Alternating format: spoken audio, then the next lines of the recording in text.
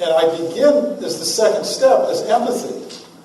Okay? Because empathy is vital in everything that we do, emotional intelligence. And the quote says, if we are better, basically, if we show love, kindness, patience, understanding, others will do likewise. That's the key. You have to model the behavior you expect to see in others. So the first guideline from that perspective is you have to monitor yourself and act in appropriate ways. Teddy Roosevelt says, I don't care how much you know until I know how much you care. So let's take a look at a video that really tells us about our modern understanding of empathy. Now, I will say before I go on, I think there is probably, at least what I have in the book, I have more writings on empathy and emotional intelligence than any other subject. You know, the Talmud Baha'u'llah at the end obviously says, should dispel his sadness, solve his difficulties, remove his afflictions. Dispelling sadness comes first. Abdu'l Baha says, I will no longer be sorrowful and grieved. I will be a happy and joyful being.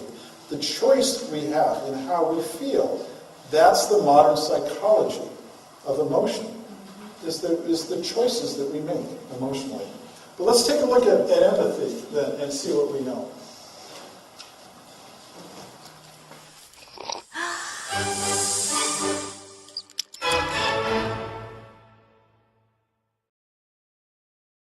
So what is empathy, and why is it very different than sympathy?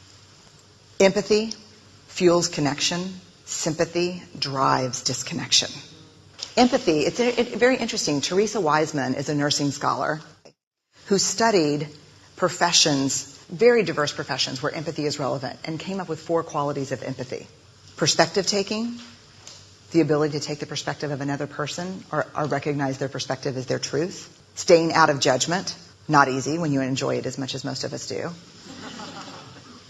Recognizing emotion in other people and then communicating that. Empathy is feeling with people. And to me, I always think of empathy as this kind of sacred space when someone's kind of in a deep hole and they shout out from the bottom and they say, I'm stuck, it's dark, I'm overwhelmed. And then we look and we say, hey, you can climb down. I know what it's like down here, and you're not alone. Sympathy is, ooh, it's bad, no, you want a sandwich? Empathy is a choice, and it's a vulnerable choice, because in order to connect with you, I have to connect with something in myself that knows that feeling. Rarely, if ever, does an empathic response begin with at least. And we do it all the time. Because you know what? Someone just shared something with us that's incredibly painful, and we're trying to silver lining it. I don't think that's a verb, but I'm using it as one. We're trying to put the silver lining around it. So, I had a miscarriage. Oh, at least you know you can get pregnant. I think my marriage is falling apart.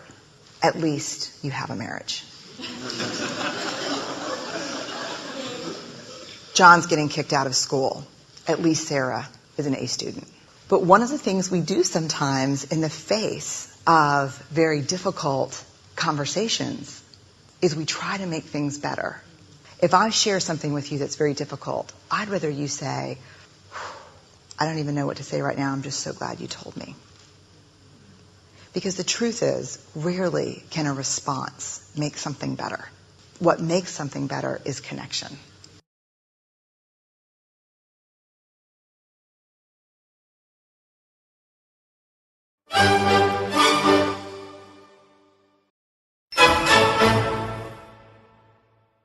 How does it work? We know empathy begins with our physical presence. We're consulting without saying a word. So I want you to turn knee to knee. You're in groups of 4, so just pair up in your groups, knee to knee with somebody. Okay, knee to knee with one other person. This is, first of all, nonverbal consultation. Don't say a word. And I want you to mirror each other's actions. Whatever you see, you do. Whatever you do, they do. We take 1 minute to do this. Quietly, no talking. What we know physically happens, our physical attunement allows our moods to align. And when our moods align, we build rapport with someone. Just being in somebody's presence, being aware. What happens in your brain when you do that, right? The first thing that happens, you see, obviously through your eyes, what's going on. Your brain, the mirror neurons in your brain will start to fire in the same regions. Okay? The mirror neurons will start to fire, and you feel the rapport being built because of that. Okay? And actually, your skin response will start to seem the same. What also happens is your breathing rates will start to align. Your heart rates will start to align. We know it. It's what happens when you're in somebody else's presence. That happens automatically. Okay? So you need to keep in mind now, the challenge we have nowadays is how do we do this electronically? That hasn't been resolved, right? That hasn't really been resolved. But your physical presence builds rapport. Okay? It automatically does because of the way your brain works. Our brains are wired to build rapport, to want to build connection with others. That's what happens. And we have to learn almost how to control that. And that's where emotional intelligence comes in. So this happens automatically. But with emotional intelligence, there are really 3 steps to emotional intelligence. And this is in your book too. First is we're aware how we feel. And then we manage how we feel.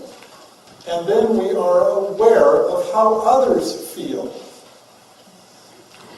Now, we're aware of how we feel. We may or may not be able to control our emotions at certain times, but we can definitely manage our emotions. And by manage, I mean, if you don't feel you're in a place emotionally where you can participate or will be emotions will make things more difficult, you can withdraw from it. You can understand the types of things that many people say physical exercise makes them feel better. I mean, maybe it produces endorphins and you start to feel better. Sleep, napping may give you a different perspective. Recognize it's almost biorhythm. Recognize what in you allows for you to be the best. And be the best when you can, and when you can't, be something else. Be somewhere else. Just recognize that in yourself. That's the beginnings of emotional intelligence. Now, the important thing here to realize, when a group is working together, and it's a very difficult decision, take a break. Always take a break. 2 things I tell groups are, take a break and have food available if you've got a difficult decision. Food always improves decision making. But a 15-minute break, you'd be surprised. Because it takes at least 15 minutes for the chemicals in our body to begin to deplete enough for us to be able to think in a clearer way. We're given emotions in life to see the differences in things. Okay? Without emotion, everything would look the same. Life would be black and white, and it would be pretty boring. With emotion, we know what we like and we know what we don't like. We just have to manage that spectrum from like to dislike. There's a story of an attorney in the book Emotional Intelligence who had part of his brain destroyed. Okay, his amygdala. He was still cognitively fine. He could do his work. But he didn't feel anything. Now, I know it's not an attorney joke. It very well could be an attorney joke, but it's not. And so what happened was his life fell apart because everything looked the same. Okay? If you can't decide where to go to lunch, where would you like to go for lunch? She's, I don't know. What would you like to do next? I don't know. What would you like to do in general? I don't know. I can't tell the difference. It all looks the same. Right? So emotions are key. Emotions, what I tell folks, with every emotional intelligence tells, I shouldn't say what I tell people, with every observation or experience we have, we attach an emotion to it. It's the emotion plus the experience to give the situation meaning, and meaning is what drives our action. Okay? So essentially, the emotion drives the action. And when I talk about building strong consensus, I talk about creating a feeling among the group of action.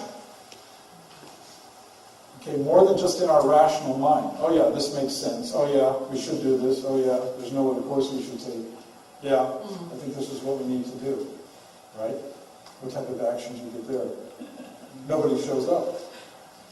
Versus, man, I feel excited about this. Right? I have some emotion related. So recognize the emotion in the direction of our actions and how we go about doing that. Now, in doing that, I talk about empathy, just like she talked about, and this is in your handout. Listen with your whole being, speak from your heart, ask questions that promote caring, consider the views of others, and silence. It's okay to be quiet. And we're going to practice one aspect of this. Silence is fine. Let people think. Silence is when we can commune with our spirit. Okay? Definitely. Okay, so a psychopath or a sociopath would never show empathy. No. I think that's the definition of a psychopath, Right. an inability to show empathy. So, how would you know if you were dealing with someone like that? You would know because their emotional response would either not change or would be artificial. Anybody that can maintain an artificial level of emotion. In other words, artificial means it doesn't respond to your surroundings. So they're not able to see outside themselves because emotionally they're not responding to changes in their environment. I mean, I'm not a psychologist, but that's what I would say. That's what I would look for. Okay. I mean, you have people in one mediation I had one couple, it was a barking dog situation, and we took 15 minutes because it was a very emotional situation. And I put the folks in different rooms and I said, I want you to think about what you'd like to do in this situation. After they had a chance to talk to each other, but they were still very emotional. They came back and the one party, they were both less emotional. One party said to the other, well, we've talked about this and we really want to deeply apologize for what's gone on and we would like to make things better than they have been. It was a great apology. My intermediator was standing and applauding. Outwardly, though, the other party said, thanks very much, whatever. They didn't even hear the apology. They didn't even hear what was being said. So that's the different stages. It's up to you to speak, but your obligation ends at your ability to be able to speak. Their obligation takes over with their ability to listen. Okay? And that's why we're talking about teaching the faith. You can only share. It's the other party's obligation to want to listen and understand what's going on. So, okay? Would you mind? That question just brings something else to my mind to throw into the pot. And that is that this lack of empathy or emotion, as an African American person, I know that many African Americans wear the mask. So that puts something else into play in terms of being able to recognize that. Yeah, you can, and I find this working in China. You're able to turn off the outward appearance, but you can't turn off the inside. You can't. And so it's allowing the inside to come out in many ways, in different ways. And that comes through safety, feeling safe and secure. When you're in an environment, when you feel safe and secure, you can start to more fully express. And it's that fuller expression that gets us to better consultation and better decision. And we're able to do that. But maybe it all begins. Maya Angelou had a great quote on courage. And she said she thought courage was the foundation of all virtue, because without courage, you can't do anything, and with courage, you couldn't do anything. There are a number of quotes on courage, and I think courage to me brings up the idea of safety, because you have to have a feeling that I'll go beyond. Because these are difficult situations sometimes. I don't want to pretend that what we're doing is all just sunshine and lollipops, This is serious stuff. But it's serious stuff. You can, what I tell folks is there's always at least one optimist in the room. I absolutely want to listen and understand. But I also believe that we can come up with a better solution than what we have now. That's ultimately what you're trying to get to in consultation many times. You know, the thing is, when parties are in conflict, they come to a room, there are always two choices in the room, right? This choice and this choice. I help them at least get to a third choice. And when we get to a third choice, then I know we're starting to make progress. Because then I know they've listened to each other. You know, someone says, well, we could try this. So, well, we could do this. Oh, how about this? Well, yeah, then it changes the problem solving from a dichotomy into unity, really, and working together in that way. What we're talking about, what we're really talking about here is responding from your heart. Responding in a way, in a positive, emotional way in some way. Someone has said something that's very difficult, and you want to see how you can... Now, we're going to take a look at these, then we're going to take a look at iMessages as a more formulaic way to respond. But group one, we have two group ones over here. Okay, so no one in that group is willing to handle this problem. What would you say? At least they have a consensus.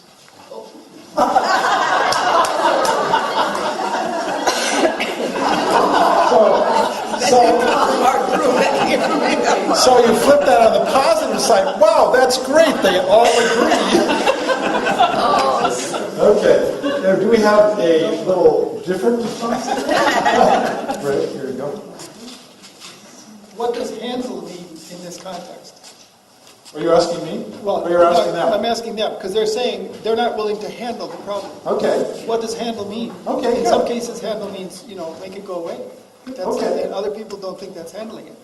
Well, yeah, and that brings up an interesting point. The two ways I say, when you have a difficult situation, that you can handle it in better ways is take a break, the 15-minute break, or ask fact-based questions. Because people automatically have to move from their emotional right brain into their more rational left brain. And when you ask that, what does that mean? All of a sudden it says, stop and think. Well, okay, this is what that means. And it automatically helps dissipate the emotion. Okay, our other group one? It sounds like you feel you're not being heard. It sounds like you feel, okay, no, we'll only handle this problem. It sounds, now, that's kind of a universal response. Boy, it sounds like you feel you're not being heard. You got everything in there. You got communication and emotion. Okay. And listening. And yeah, listening, you got everything. Now, there are certain statements like that that always work. It sounds like you feel like you're not being heard. Okay? Okay, she's always yelling at me. Who's doing those? Over here? Okay. So, what do you have for that? What would you like to say?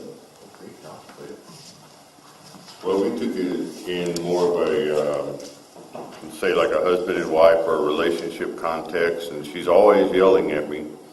And one of the questions that we came up with was, have you talked to her at a time when she's not angry with you and you're not stressed or something of that nature?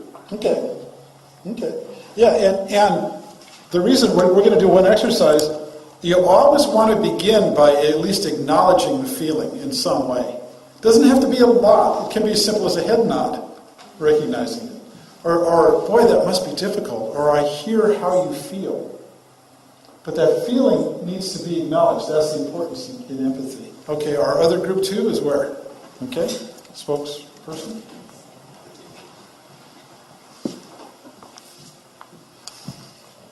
So our question, she's always yelling at me, so our first question was, so why do you feel that why do you think that she's yelling at you? Okay. To try and extract information so that now you have a point that you can move forward with. And listen to what happened there, rather than talking about the person who's yelling, addressing it from that standpoint, addressing the person that's hearing. Why do you feel it's always happening to you? Why do you feel? Okay.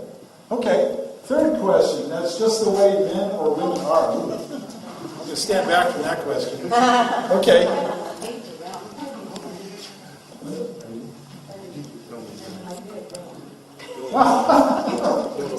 That's just the way men and women are. That's the way men are. You just did a good job. I know. Thank you for acting that out.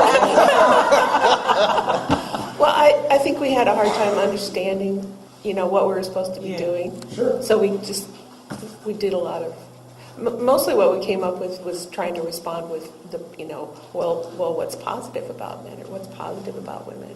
Okay. But So how would you say that? What he wrote, you agreed on. yeah, you tell me. Yeah, that's. The contribution of all is the source of contributing to the truth. Okay. Or the betterment of mankind, or the unity of the world. Any sentence that ends with unity of mankind is always a good sentence. So, looking at, again, the key here, we'll see this in our 2 steps down, raising the issue to a level of unity, raising the issue to a level where everyone agrees. Okay, you keep raising it up, and you find the level that everybody agrees, and when you solve the problem from that perspective, you have a lot more choices. And we'll talk about that as we go along, too. Okay, our other... Okay, over here.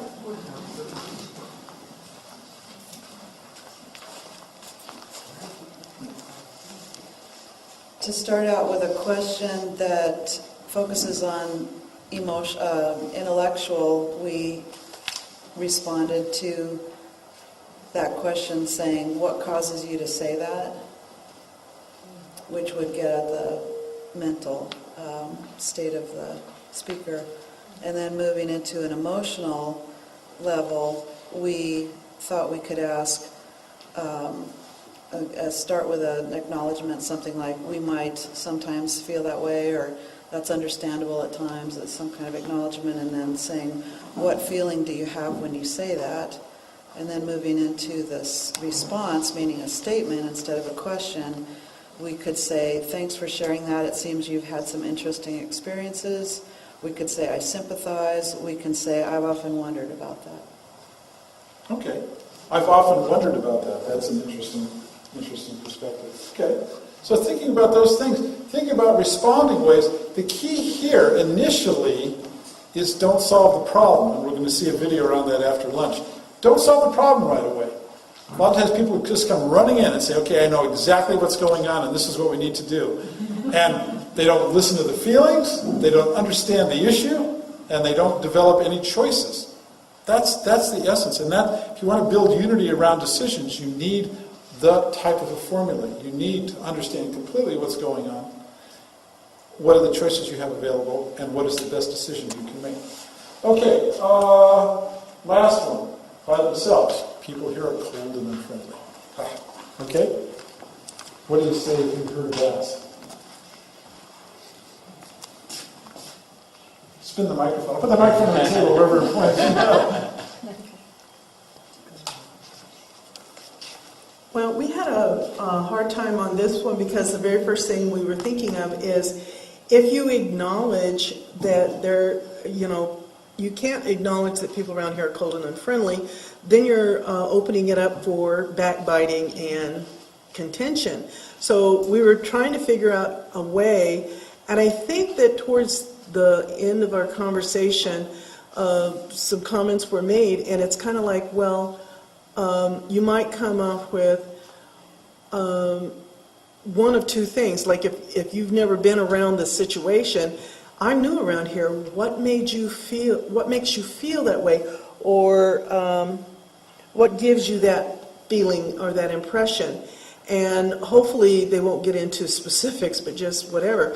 And coming from somebody who might, like, if somebody came to Desert Rose and they were talking to me about it, it's like, well, maybe I'm just too close to the situation, I don't see it. What makes you feel that way? So there's two ways of handling it. If it's somebody you don't know at all or somebody that you do know, that's kind of the way I took it. I hope everybody agrees. Okay. Yeah, but again, the key in all of this is just to respond, showing you've heard what they've said, like we said, the skills of empathy. You heard what was said. You respond with feeling, with interest in some way. And you try to look at it from, maybe offer the opportunity for multiple perspectives as we go on. We're kind of at the very initial parts of how to look at something. Yes? So So what about combining those and saying something like, what would help you feel more welcome? Exactly. So And if you look at each one of these, flipping the feeling and asking someone what would make you feel more welcome, what would contribute to a better understanding of men and women, what would promote more positive communication, what would promote a better understanding of the issue in the group. Again, raising it and pointing in a more positive direction in each one of those. Okay? Now, I don't want to pretend. What we will do is spend 7 steps focusing on the positive. And when we get to the 8th step, we're going to bring in a more realistic perspective. We're not going to go through all this with blinders on. I don't want to do that. But we can even work together to find out all the reasons something won't work, and we'll see how to do that. When people, though, initially focus on better feelings around an issue. Who's familiar with iMessages? If I say that, most people? Okay, we're going to do a different version of iMessages. Okay, so we're going to use iMessages by group number again. And we've got 4 iMessages on the next page, or 2 pages after that. And I want you to, we're on page 8 now with iMessages, so by group number. But in this case, I want you to choose a positive emotion. Okay? In other words, typical iMessages might say, I feel angry when I come to the office and find that you've used up, you drunk all the coffee because I have to make another pot, therefore I want you to please be more courteous and leave some for me. That might be a typical iMessage, but we're going to flip it. Flip it in the same way here. I'm going to show you how to do it with the formula. I want you to decide, reflect on the situation that you're given, step back, and decide to feel more positive about it. Or at least not as negative as the way it presents itself. Take that scenario and make it with a positive feeling. You don't have to say, I feel giddy, I feel exhilarated, but feel at least better about it. How often have we had situations where our initial response is very strong, and we reflect on it even within a day or two, and it tends to mitigate? Okay? I want you to do that here, but I want you to put positive emotion in for your number, and then we'll go back and hear some of the responses you get. Because this changes. Remember I said feelings drive actions? Better feelings drive better actions. Okay? So deliberately decide to feel better about your iMessage. The point here, I wanted to give you a different perspective on I statements when we use positive emotion, specifically positive emotion. So what I'm suggesting is, in a difficult situation, step back and look at the emotion you're feeling in this. Again, emotional intelligence begins by being aware of how you feel. This is step 2 of emotional intelligence, managing how you feel. And you'll always find, I hear with different groups here, you'll always find that better feelings open up broader horizons.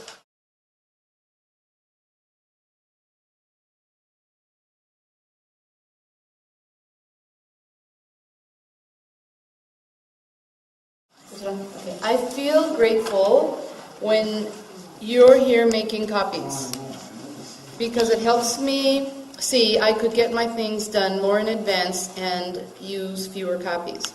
Therefore, I'm going to reevaluate my planning and instruction. Okay. So you can hear the evolution of an idea through better feeling. If somebody was angry, it ends there. I'm angry when I come here, you're always making copies, and this has got to stop because I can never get my work done. Right? First is, oh, I feel interested, or I feel intrigued when I come here to make copies, because I know that we both have a similar workload, and this is a very small system for us both to share, and I'd like to explore the possibility of copying schedules, copying resources, and look at this from a little broader perspective. Okay? As soon as you feel better about it, it opens up the possibilities. Absolutely. But if you don't at least address the feelings to some degree initially, it always becomes a more difficult problem. The only issue, you remember the movie Apollo 13? You remember when they dump out the box of stuff on the table, saying this is all we have to work with? Right? Well, they could have gotten very angry at one another instead of saying, well, it's all your fault. No, it's all your fault. Well, this is never... Did they? No. They went right to work solving the problem. That's the difference. Okay? The difference between solving a problem and a conflict is the emotion. And when there's emotion, you have to acknowledge it and open up in more positive ways for folks. And you do that through modeling behavior and being aware of how you're managing yourself in the situation. Okay? So, let's, group number one, or second group number one, where are we at? We're right next to each other. Oh, okay. Yes. I feel delayed when I can't use the machine right away because it throws my schedule off. Therefore, I will come earlier or I will bring something else to do while I wait to still be productive. Okay, now, is delayed an emotion?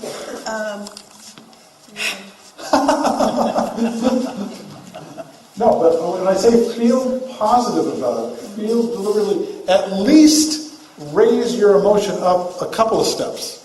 You're not, like I said, you're not going to get too exhilarated or giddy, but you got to get out of angry and depressed over this. Maybe you can get up, oh, I feel okay, I feel pleasant, I can feel a little better about the situation. I guess I could say unproductive. Okay. But better feelings drive better actions. Just want to be very clear on that. 2, where's our number 2s?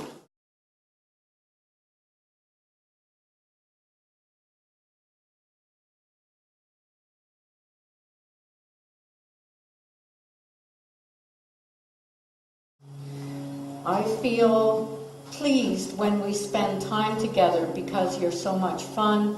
Therefore, I'd like to find a way to solve this problem with you. Okay. I feel pleased. Think of that. It's hard to end up with a bad result with a good emotion, but it's easy to end up with a bad result with a poor emotion. Okay, number 2. Somebody Might make me a little worded a little different business. Yeah. I feel happy when I have friends of many different cultures because my life is enhanced by these differences. Therefore, I invite you to come with me to the next International Refugee Potluck. And, I think it shows that it works because it's a surprise. It's a reaction that we're not expecting. And that generates laughter when we do that. Okay? But it also generates creativity when we do that. Okay, what do we have? Number 3.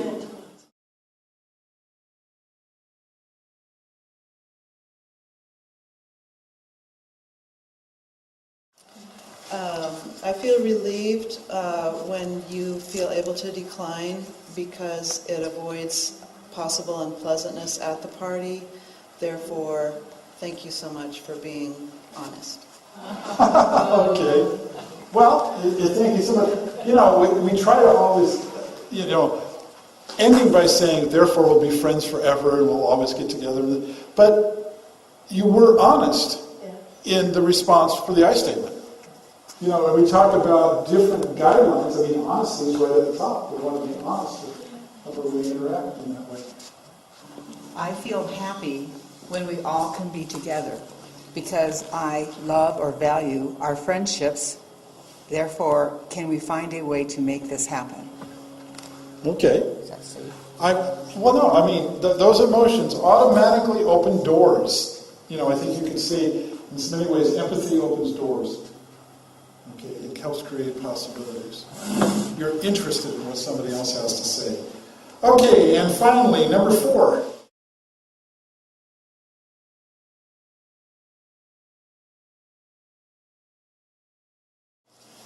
I feel safer when people are treated with respect because it creates a greater feeling of unity. Therefore, if you're uncomfortable with something, please voice it with kindness. Okay, if you're uncomfortable with something, please voice it with kindness. I want you to think about the scenario on the bottom of page 9. Okay, and it says, one member of the cluster says they would rather not knock on strangers' doors. How would you respond? Don't solve the problem and don't ask for facts. What are, I say 3, but what's a good empathetic response? Somebody says that to you. You just want to respond showing that you've heard what they've said and showing that you felt what they've said.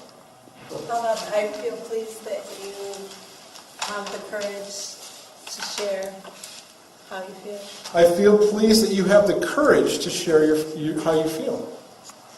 Boy, that's a really interesting way of looking at it. You know, you could ask someone, well, if you knock on somebody's door, what's the best that could happen? If I could just share, I felt like the process was really interesting because all of a sudden we were in a role play without me realizing it. So I said first, what opportunities does this situation present? What did I say? There are no There are opportunities. no opportunities. I just don't want to do that. And what do you think is really going on here? I don't want to do it. It's just not something I'm comfortable doing. And then the same question, what do you think, no, what would you like to see happen? And no, I'm going to back up for a second. We're not at this point with this statement trying to solve this problem. We're not trying to solve it. You really have to back off from that. That's why we present this at 9 keys. You're at about key 8. We're only at key 2. Okay? That's why we just have to acknowledge the feeling. Wow. And we're going to watch a video right after lunch that's going to talk about truth and feeling in that way. Those are statements. They aren't questions. You can respond with either a statement or a question. Oh, okay. Okay. I'm not sure. What did I say there? What are 3 good empathetic questions? Okay, I did ask for questions. That's true. But you're absolutely right. Those were statements. We could flip them into questions too. But the key in all of this is to say, wow. You know, you could say, what other opportunities are there to participate? Tell me more about why you feel that way. And that's facts, right? I'm asking for facts. I'm separating out. There is an aspect of understanding what feelings are, to say that's factual, but I'm separating out feelings and facts. Okay, as 2 discrete avenues. Okay, and beginning with how people feel about something. Now, in what you're saying, but in what you're saying, everything is a fact. And I'm saying a fact is an independently observable, tangible something. So as long as I use feel. Yeah. Why do you feel it? Yeah. No, tell me more about, the feeling you have. When I talk about security and trust and all those, those are facts, but they're also feelings. One way of knowing if it's a feeling, if you say, I feel that, that's not a feeling, that's I think that. Yeah. So feel has to be followed by one of these many... Yeah, that's why I give the example of the word bank in there for feelings. Okay, to understand how people feel about that. It's hard to get in touch with that stuff.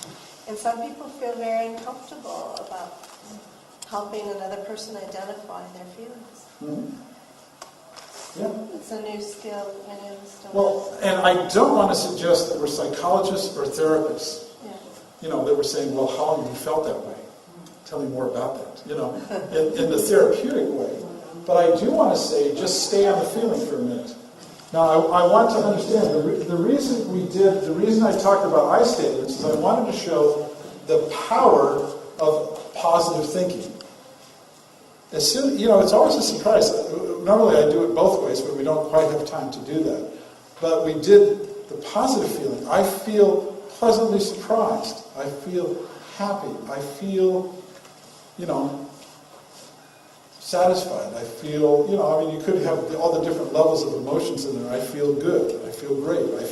But as soon as you say that, you end up going naturally in a more positive direction. It's the hardest thing in the world to do, but it will lead to the best result. And as I promised it, when we come back together at each stage, we'll begin with questions. So what questions do you have? Yes? So it was sort of mentioned right before we broke, but I wanted to explore this just a little bit more. When we ask a person, or for instance, if I were to say, gee, that sounds like you're really angry. Okay. Do you want to respond to that? Well, no, continue. Okay.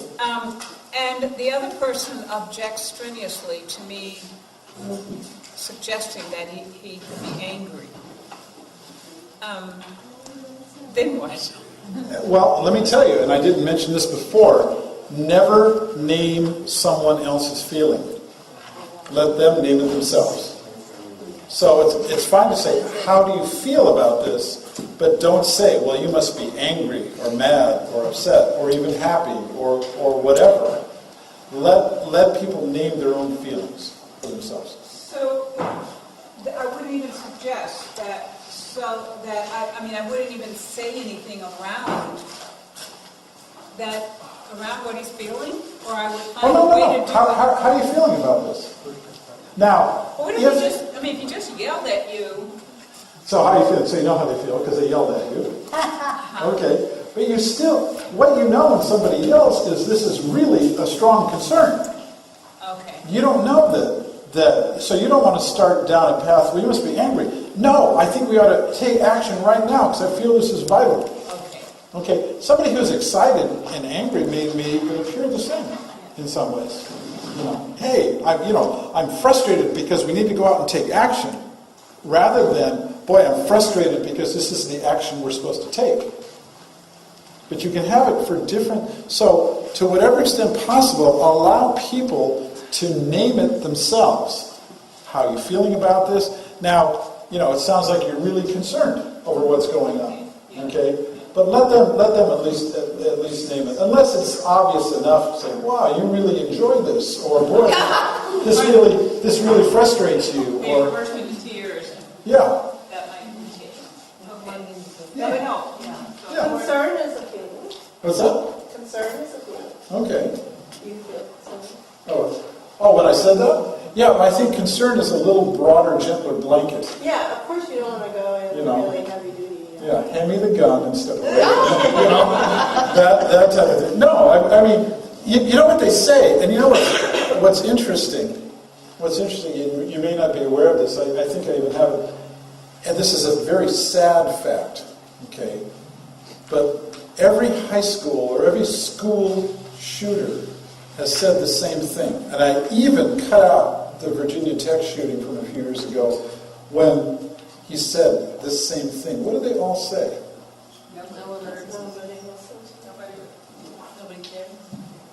That's true, but they all will say they probably say that. But what you left me no what? Choice. You left me no other choice. And that's why I say empathy and options. People that are out of choices feel they're out of choices take desperate action. Okay. So the whole again empathy and options, creating choices. What other questions do you have? Yes. Going back to the mirroring exercise that we did, I've read that that's a good way to start trying to build rapport when you're having difficulty or conflict with someone. Right. I've tried it in meetings, and as soon as I assume the pose that they have taken, they immediately change their pose. Am I to read that they don't want rapport, or I never understand why that happens, other than it just doesn't work for me. Well, there is the TV show Lie to Me. People remember that? Yeah. Yeah, some people might remember that. And that show has a lot of truth in it, because when I started 20 years ago in the field, people would say there is no universal body language.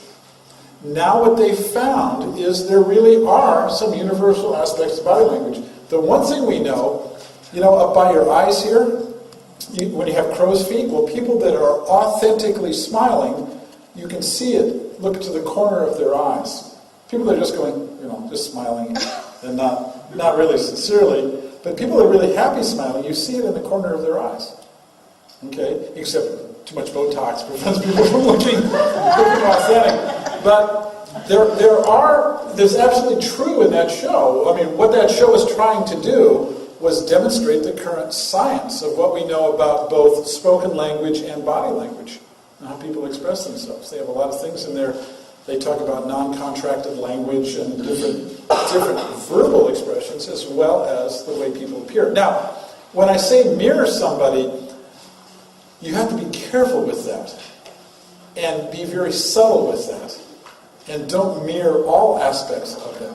Don't try to copy exactly what they're doing.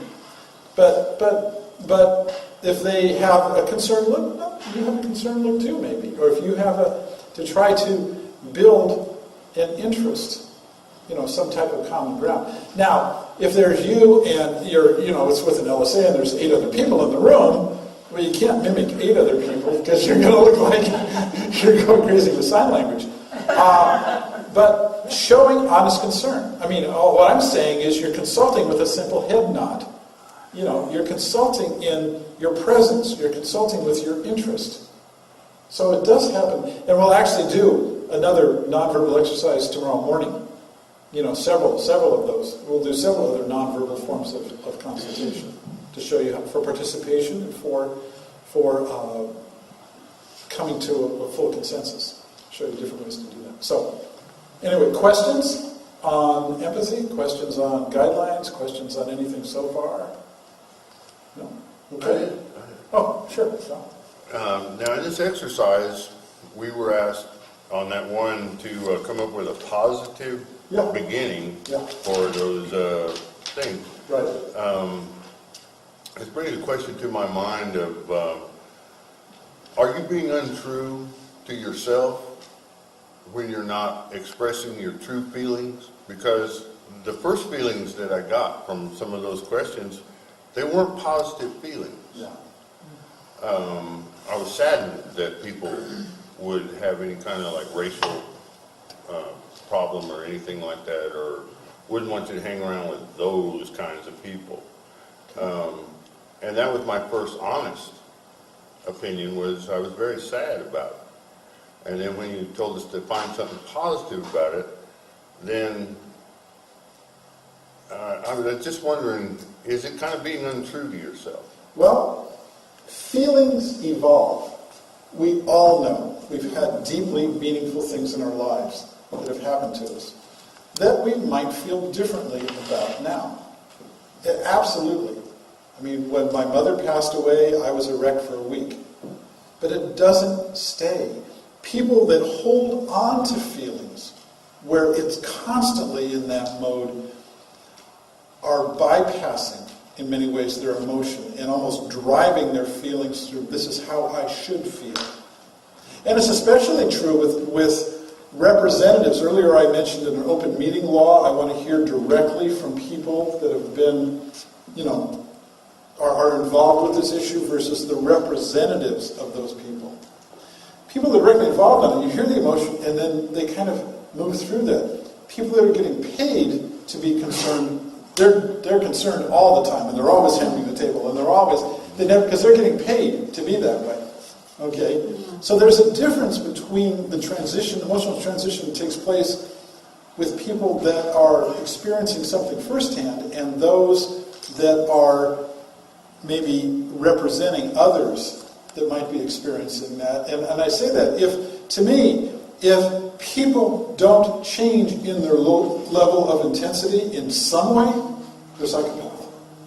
Psychopath in that they cannot moderate their emotion. They cannot control their emotion. They're not willing to see outside of themselves. They're not willing to listen to others in some way. Okay? I think we talked about that earlier. I mean, that's a psychopath or sociopath. People that are unresponsive to the world. And unresponsive emotionally is what I usually say. They just don't change. They just don't change in how they see, in how they respond. And when you have that, good luck. I mean, I wish I had better news for you there, but just recognize that that's what's going on. Recognize that's what's happening. And I have seen that occasionally. In all the mediations, the conflict resolution work, I resolved maybe 80 to 90% of them. But the first step in resolving anything is just appearing at the table, just being willing to show up. The 50% of the people that don't even want to be there, you can't help. Those are the people that are still attached to whatever's going on. And keep in mind, too, what was really interesting in the work we did in mediation, we worked within the court system. And we would ask for volunteers to mediate at the beginning of each small claims court. And what was interesting, well, because we'd sit and observe the cases. And don't think that every judge will judge the same case in the same way, because they're all very different in how they approach it. But the judge, the people, one person may volunteer to mediate, oh yeah, I want to mediate. And the other party says no. And it's voluntary, so if one party says no, we don't do it. And quite often what we observed was the party that declined mediation was upheld by the judge. The judge says, you're 100% right, you should get everything you want. They knew they were so right that they didn't need to go to mediation. I mean, they didn't feel there was anything they owed the other party. Okay? So I offer that occasionally people don't negotiate, because we're going to start to talk a little bit about negotiation. Occasionally people don't negotiate because they feel that they're completely, in the clear on this in that way.